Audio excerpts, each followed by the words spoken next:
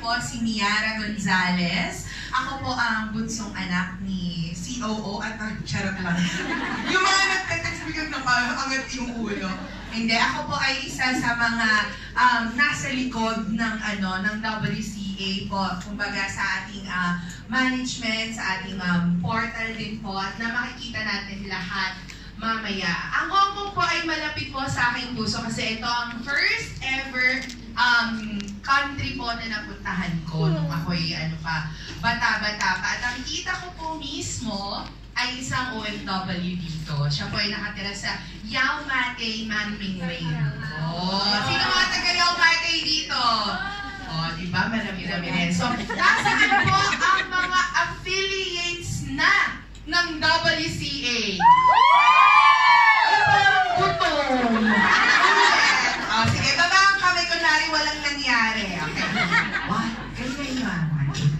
Nasaan po ang ating mga affiliates na? Nasaan naman ang mga guests or yung mga future affiliates? Ay, sorry. Mas malakas yung mga magsasign up pa lang. Magsasign up ba kayo? Baka sumisigaw lang kayo dyan, ha?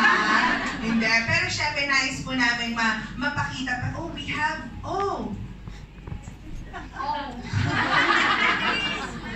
there's, yeah, good afternoon. Good afternoon, welcome to the club. Welcome. Hello. You're with your wife? Oh, girlfriend, that's right. Thank you. I have limited capabilities. Siyempre, diba? Iba naman, mga Pilipino. Sino po ang regular na nakakauwi ng Pilipinas? Every year. Pero nakakapagluto naman po kayo dito ng adobo. Yes! Nakakapagprito ba kayo ng tuyo? Yes! Nakakakain ba kayo ng sinigang? Yes! Kasi marami naman pong Filipino store dito. Sino po dito ang 5 taon mahigit na sa Hong Kong?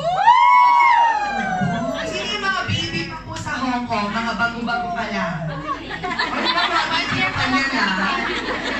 At sino po before and then ay Hong Kong. O sige, isa po itong magiging masayang hapon. Naway ang ating rest day kasi ang Sunday ay rest day po, diba, dito sa Hong Kong ay maging worthwhile po. Makikilala po ng lubusan mamaya ang ating dalawang founders ng WCA. Lahat po ng learnings hopefully po ngayong hapon ay madala po natin sa ating everyday na pagtatrabaho or sa ating everyday lives. So, ready na ba kayong makilala pa si WCA?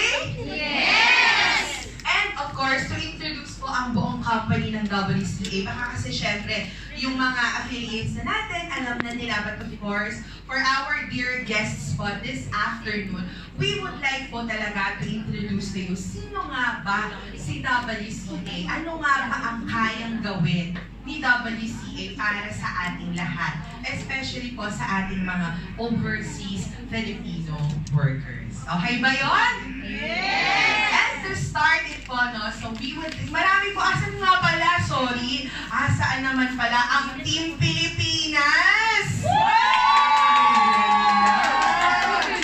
O, syempre, kami po ay mga dumating kahapon, medyo mawala na Hong Kong. Wala. Hinali na kayo. Sige, isa pa na. Babawi. Sino po nakapanood ng mga videos ng Sports Fest? Madami nag-live pa si CEO nun. O, sige. Nasaan ang Team Pilipinas?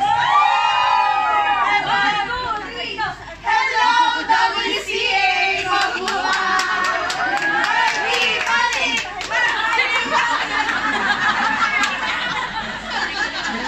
Nag-aasalan pa kasi dahil, sige, konting-konting lang. Yung Sports Fest kasi natin, 2 linggo po ang nakakaraan. Nahati po ang WCA sa Team Wife o ang Visioniverse. Nasaan ang mga Visioniverse dyan? Ayun. Sa kanila po talaga yung cheer na yun na maganda talaga ang recall. Pero ang overall champion ay ang Mighty Matic. Pero pag tumayo na po si Miss Nelly,